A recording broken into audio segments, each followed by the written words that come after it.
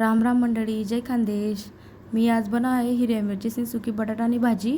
पहिले गॅसवर कढई ठेवली आणि तेल टाकले वानं। तेल चांगलं गरम होऊ द्या आणि राई जिरं कढीपत्ता टाकाना।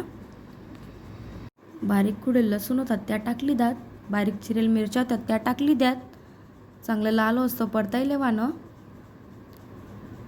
बारीक चिरेल कांदा टाकाना। कांदा पण चांगला परतायले आणि लाल होस्तो। कांदा लाल होईना का बटाटा टाकाना। बटाटा पण चांगला परतायले वाना। चवीनुसार मीठ टाकाना। चांगला परतायले वाना मीठ टाकीसन झाकण ठेसन भाजीले चांगले शिजू द्या आणि अर्धा चमचा हळद अर्धा चमचा धना पावडर टाकीसन मिक्स करले आणि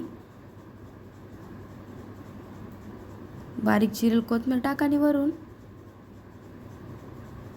मिक्स करले आणि भाजीले चांगली तयार आहे मंडळी आपली बटाटा आणि भाजी।